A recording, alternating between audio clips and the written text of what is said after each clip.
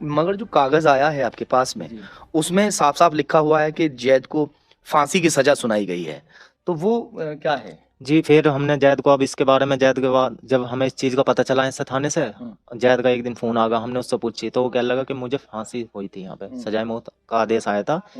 अस्सलामु अलैकुम वरहमतुल्लाहि वबरकातुहू।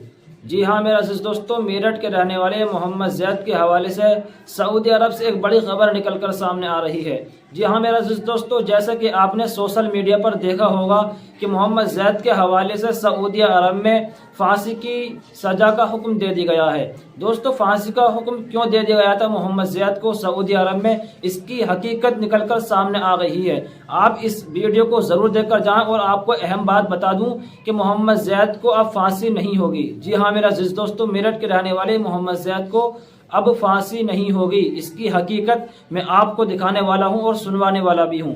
उनके परिवार के ज़बान से मैं आपको ये सुनवाने वाला हूं कि मोहम्मद ज़ैद को अब फांसी की सज़ा नहीं होगी। तो आप इस वीडियो को आखिर तक ज़रूर देख कर जाएं। आइए इस वीडियो को शुरू करते हैं। साल हो गए गए हुए वहां पर? जैद को तो 8वां साल लग रहा। 8वां साल? हाँ जी। तो पैसा कमा के दिया जैद ने? पैसा कमा के कोई नहीं दिया उसने। क्यों? सब ऐसी किसी किसी का हो रहा है, ऐसी ही रहा होता। माँ कह रही है कि पैसा कमा के दे नहीं पाए, क्या वजह रही है ऐसी कि पैसा नहीं दे पाए? वो क्या हो जब रहा? यहाँ से गए वे कंपनी में 2018 में, तो वे अल सुदेश कंपनी में गए थे पहले। उसमें जाने के बाद में पहले तो लाइसेंस नहीं बन पाया उसका, अकामा एक आईडी होती है वो नहीं बन पाया, वो बना तो फिर गाड़ी नहीं मिल पाई। और जब गाड़ी नहीं मिल पाई तो कंपनी मालिक ने उसे तनख्वाह भी नहीं दी। फिर गाड़ी दी तो गाड़ी थोड़ी वैसी दी, तो उसमें कंपनी भी लॉस में चलने लगी। कम वेतन, नाम पैसा खाने पीने को इतना ही मिलता था जो वहाँ खर्चे में उठा लेता था, बाकी यहाँ कुछ उसने भेजा नहीं। जब उसे लगा कि इसमें मेरा कोई अच्छा, जब यहाँ से गए थे जैद, तो कितने रुपए महीने तय हो गए? जैसे सैलरी पहले तय कर दिया था, ड्राइवर वगैरह उस पे जाते हैं, तो कितनी सैलरी तय होके गए थे यहाँ से? यहाँ से 1500। 1500? जी। वहाँ के 1500 रियाल? जी। तो यहाँ के कितने थे?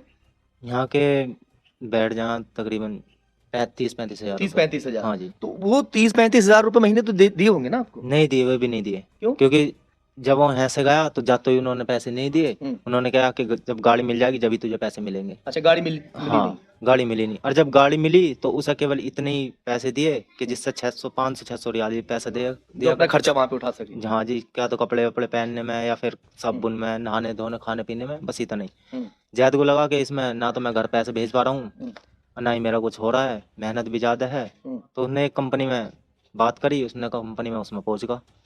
कंपनी में उसमें पहुँचने के बाद में काम करा। खाली कितने दिन तक रहा होगा? जैसे यहाँ से गए, जाते ही उन्हें गाड़ी नहीं मिली? तकरीबन 1.5 साल तो उसमें रहा वो शुरू वाली कंपनी में। अच्छा जी। यानी यहाँ से ये मत सोचिए कि अगर सऊदी अरब या किसी भी विदेश के किसी भी शहर में वो जा रहा है, यहाँ से जाने के बाद वो जाते ही काम पर लग जाएगा। वहां जाने के बाद में काफी दिन तक इंतजार भी करना पड़ सकता है, खाली भी पड़े रहना पड़ सकता है। ऐसा होता है? हाँ जी, जी ऐसा होता है। 6 महीने, 1 साल भी लग जाता है किसी खाली पड़े पड़े। खाली पड़े पड़े।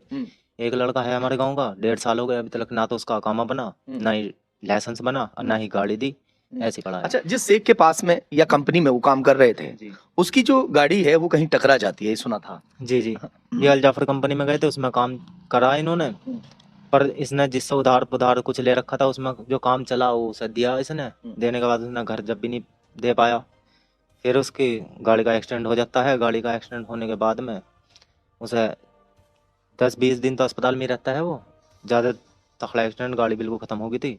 कंपनी में आ जाता है, ठीक ठाक होने के बाद उसे मुदीर बुला लेता है कंपनी का, जो इंचार्ज रहता है। वो कह लगा ऐसा ऐसा तुझे पे दंड है और तुझे ये चुकाना पड़ेगा जब भी भारत जाओगे तू, ऐसे नहीं जाओगे। तो उसके जब ठीक सा हो जा, उनने सोचे अब तो भगले, यहाँ तो कुछ है नहीं, मैं कहाँ से दूंगा 2 साल 3 साल कमा के इसे कंपनी वाले को।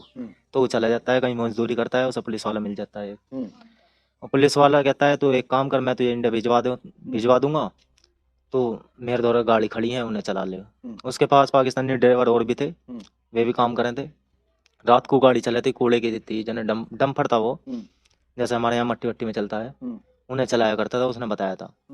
उसके बाद में एक दिन फोन आता है, वो कह लगा मैं जेल में हूँ। मगर कैसे? वो कह लगा ऐसा। जब पुलिस वाले के पास में है, कितने दिन तक काम किया होगा? तकरीबन 20-25 दिन ही बता रहा बस। जी।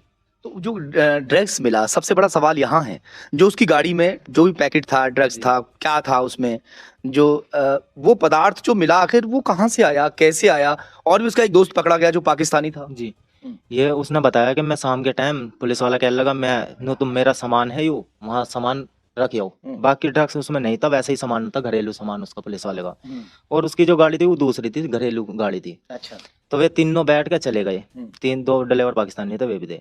तो वे जाते हैं, जाने के बाद जैसे जैद ने बताया तो हमें पुलिस वाले रोक लेते हैं। गाड़ी रोकने के बाद हमें बाहर निकाल लेते हैं और पूरी गाड़ी की सीट पीट फाड़ते हैं ना, तो सीट में निकलते हैं 2 पैकेट, 400 ग्राम और 300 ग्राम। अच्छा, जी, ये कहाँ से आया ये जैद ने नहीं बताया, ना ही पुलिस उसने कहा पाकिस्तानी ना हमें पता ना इसे पता। अच्छा। जैद को हमें क्यों कुछ नहीं पता, गाड़ी में 2 पैकेट निकले हैं। अच्छा, और जेल में सीट- कितने समय तक ये बंद रहे? वहां से फोन आया होगा कि मैं जेल में जी। हूँ, तो ये कब? जैद ने 2023 में ही बताया था। हम्म। और जो हमने जो छानबीन करी, कुछ कागज निकल के आए तो उसमें बताया, उसमें लिखा हुआ है कि 15 जनवरी 2023 को अरेस्ट हो गए थे जैद।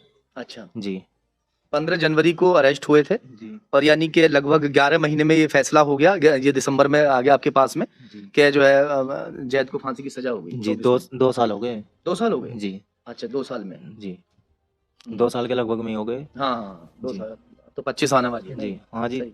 तो जैद ने कभी बताया नहीं कि मुझे फांसी हुई है। जैद से अभी 8-9 महीने पहले भी बात हुई थी, बीच में होती रहा, 1 महीने में, 1.5 महीने में, जैसे बीच में बात हो जाऊंगा जेल से।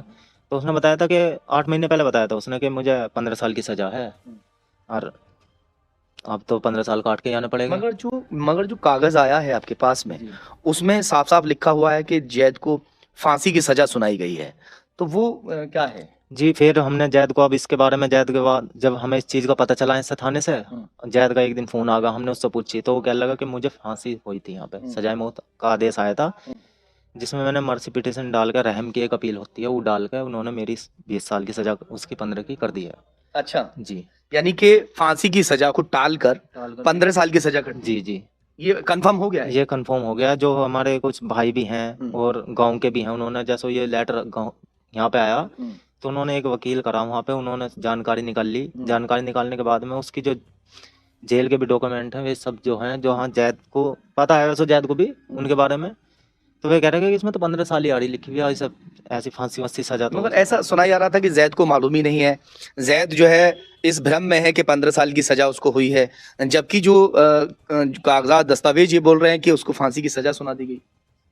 जी हाँ जी, ऐसा भी हमें भी शक ऐसी होया कि मतलब जैद को ना पता हो और उसमें 15 साल लिख रहे हो, कल को उसे फांसी ना लग जाए, तो इसके बारे में हमने भी अभी चल रहे हैं, कोई भैया भी है वो भागदौड़ी कर रहे हैं अभी इसमें। अभी कर रहे हैं जी। भागदौड़।